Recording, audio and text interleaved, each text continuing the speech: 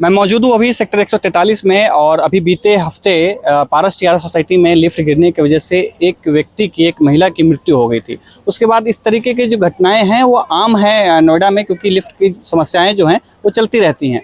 इस सब को देखते हुए अभी नोएडा के सिक्का जो बिल्डर्स हैं उनके कुछ लोग हैं जो पिछले 3 दिनों से धरने पर बैठे हैं। आप मेरे पीछे देख सकते हैं किस तरीके से लोग बैठे हैं। इनके कुछ मूलभूत मांग है जिस वजह से ये परेशान हैं और सालों से वेट कर रहे हैं अपनी मांग को पूरा कराने के लिए। जैसे आप ये बोर्ड देख सकते हैं कि permanent grid, electricity connection, registry of flats, OC of new towers, इस तरीके की डिमांड्स हैं। और पिछले 3 दिनों से यहाँ पे बैठे हैं धरने पे ये लोग, कोई सुनने वाला इनका नहीं है। हम जानते हैं यहाँ के लोगों से कि किस तरीके की इनकी मांगे हैं, क्या है इनकी परेशानी और क्या आखिर समस्या आ रही है, आखिर ये इनकी समस्या दूर क्यों नहीं हो रही, क्या दिक्कत हो रही है, आप लोग क्यों बैठे हुए हैं। मेरा नाम सुनील अरोड़ा है। मैं पिछले 4.5 साल से सिक्का कर्नम ग्रीन्स सोसाइटी सेक्टर 143 में रह रहा हूँ। हमारे यहाँ ना तो परमानेंट इलेक्ट्रिसिटी कनेक्शन है। पिछले 4.5 साल से हम बिल्डर को पैसे भी दे चुके हैं, रिक्वेस्ट भी कर रहे हैं, लेकिन करीब 300 फैमिली आज की डेट में हमारे इस प्रोजेक्ट के अंदर रहती हैं। सब ने अपना पैसा भी दे दिया है परमानेंट कनेक्शन का, लेकिन आज तक हमको परमानेंट इलेक्ट्रिसिटी का कनेक्शन नहीं मिला, जिसकी वजह से हमारे यहाँ लिफ्ट की सबसे बड़ी समस्या है। हमारे यहाँ कोई इंसान अगर बीमार होता है, इमरजेंसी पड़ती है, तो इतनी बड़ी समस्या खड़ी होती है। अभी हमारे यहाँ कुछ महीने पूर्व जो है एक महिला जो कि प्रेग्नेंट थी, उनका मिसकैरेज हुआ इसी की वजह से, ठीक है ना। हमने कई बार बिल्डर को ये रिक्वेस्ट किया कि या तो इसकी मेंटेनेंस किसी जिस कंपनी की लिफ्ट लगी है उसी की उसको लगवा दिया जाए, या कोई ए ग्रेड कंपनी की हो जाए। ये हमने अपनी कंप्लेंट नोएडा अथॉरिटी को भी दी। नोएडा अथॉरिटी में भी ट्राई पार्टी मीटिंग हुआ जिसमें बिल्डर की तरफ से एश्योरेंस दिया गया कि हाँ जी हम इसको करवा देंगे, लेकिन 2022 में ही मीटिंग हुई थी, 5वें महीने में, मई के महीने में, आज तक उसके ऊपर अमल नहीं किया गया है।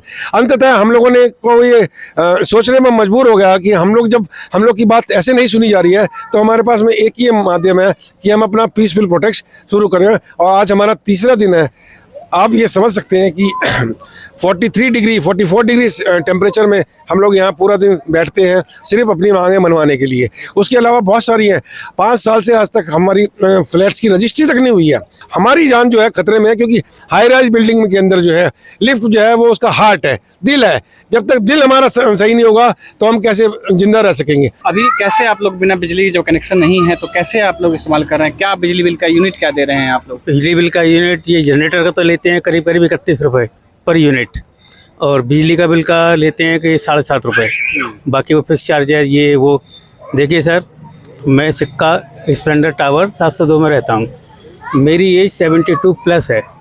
लिफ्ट ख़राब हो जाती है, बच्चों को नीचे लेने आना है तो सीढ़ियों से नीचे आना पड़ता है। आप समझ लीजिए कि इस एज में सीढ़ियों से नीचे आना और ऊपर जाना कितना दुखदाई है। लेकिन बिल्डर नहीं सुनता है, किसी भी चीज़ की नहीं सुनता है। उसको तो अपने काम से मतलब धड़ाधड़ यहाँ पर ये अपने प्रोजेक्ट बेचा जा रहा है और लोगों को झूठ बोल के प्रोजेक्ट देता है। हमारा जिस समय बुकिंग हुई थी उस समय जिस एम्यूनिटीज़ का हमसे वायदा किया था, आज तक वो एम्यूनिटी है ही नहीं, क्लब हाउस है ही नहीं। अब इतनी फैमिलियाँ रह रही हैं, कोई फंक्शन करना हो, कुछ करना हो, क्लब हाउस ही नहीं है, कुछ भी नहीं है। Construction number 3rd class construction है। दीवार में कील गाड़ो नीचे आ जाता है, पर्दे की रोडें फ़ौरन नीचे आ जाती हैं। हम लोग इतने परेशान हैं कि आपको बता नहीं सकते हैं, और बिल्डर के पास कोई सुनवाई नहीं। कुछ महिलाएं भी हमारे साथ में हैं, उनसे जानते हैं कि महिलाओं को किस तरीके की समस्या जो है झेलनी पड़ती है। आप उम्रदराज है, क्या किस तरीके की दिक्कतें आप यहाँ लाइट की बहुत प्रॉब्लम है, पानी की भी बहुत प्रॉब्लम है। लाइट प्रॉब्लम है तो फिर उसके साथ लिफ्ट की तो इशू है ही है, और लिफ्ट नहीं चलती है तो बच्चे इतने परेशान रहते हैं। सुबह स्कूल जाने के लिए 16 फ्लोर पे रहते हैं, 17 में रहते हैं, 15 में रहते हैं, तो अपना नीचे पैदल उतर के आना पड़ता है। तो बच्चों के लिए सबसे बड़ी प्रॉब्लम है। ये बिल्डर सोचता नहीं इस बात को। और कई बार अभी 2-4 दिन पहले ही एक लेडी 9 मंथ प्रेगनेंट है, वो फंस गई लिफ्ट में। अगर कुछ भी हो सकता था उसके साथ, तो इसका कौन होता, कौन कर, बिल्डर कुछ कर सकता है इसके लिए। ये लोग, हम लोगों के लिए प्रॉब्लम है ना, हम लोग परेशान हैं। यहाँ पर बच्चे परेशान हैं, हम लोग परेशान हैं, ऑफिस के लिए लोग जाते हैं उनके लिए परेशानी है।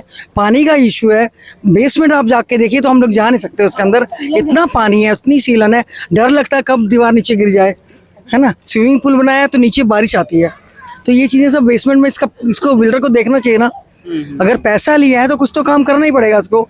इतने लोग आप हैं। बहुत यंग हैं, बच्चे होंगे, किस तरीके से वो स्कूल जाते हैं या कैसे आप लोग उनका मैनेज? देखिए यहाँ पे जो प्रॉब्लम्स है वो इंटरकनेक्टेड हैं सारी। सबसे बड़ी प्रॉब्लम है कि कनेक्शन नहीं है, उसकी वजह से लिफ्ट फ्लक्चुएट होती हैं।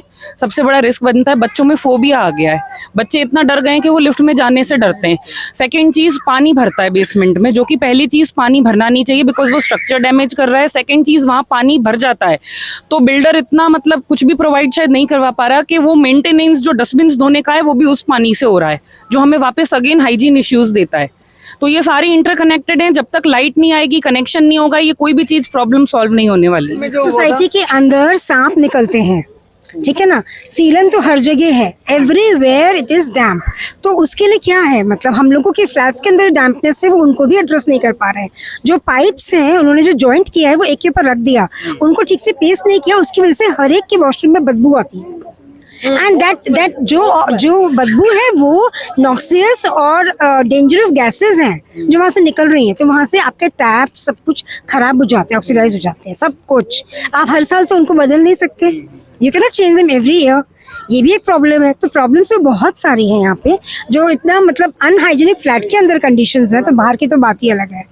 मैं आपको बताना चाहता हूँ कि मेरी डॉटर इन लॉ है और उसको कब डिलीवरी के लिए हॉस्पिटल लेके जाना पड़ जाए हमें नहीं पता, ये भगवान जानता है। 14th फ्लोर पे रहती है और हम इतने डरे हुए हैं कि हम ये नहीं सोच पा रहे हैं कि क्या करें।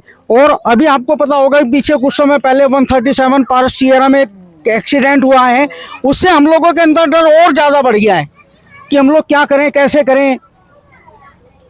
अंत में हमें यही होगा कि हमें यहाँ से कहीं और शिफ्ट होना पड़ेगा जब तक हमारे बच्चे की डिलीवरी नहीं हो जाए। आए दिन लिफ्ट में मतलब डेली ना डेली कोई ना कोई फंसता है, 2-3 टाइम्स 4 टाइम्स उनको रेस्क्यू करना पड़ता है। इवन कि लॉरेल टावर की 2 लिफ्टें हैं, और 2 लिफ्टें 24 घंटे में 20 घंटे बंद ही रहती हैं। तो हाउ दे पीपल सर्वाइव, ये सर्वाइवल का इशू है।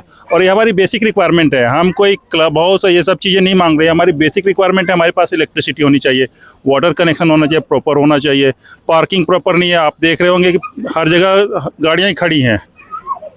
तो ये मतलब कैसे रह रहे हैं हम ही समझ रहे हैं। एक डू एंड डाई का ही सिचुएशन है हमारे लिए। बिल्डर ने हमें और बांध दिया कि कोई अगर अपना फ्लैट बेचना भी चाहता है तो बिल्डर के पास जाता है, बिल्डर बोल देता है कि हाँ, हम आपको बेचना अलाउ नहीं करेंगे, अगर आप बेचोगे तो हमें 10% उस पर कट चाहिए।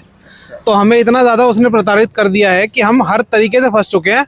और मिडिल क्लास आदमी है तो हमारे पास इतना पैसा भी नहीं कि हम कहीं और प्रॉपर्टी खरीद सकें।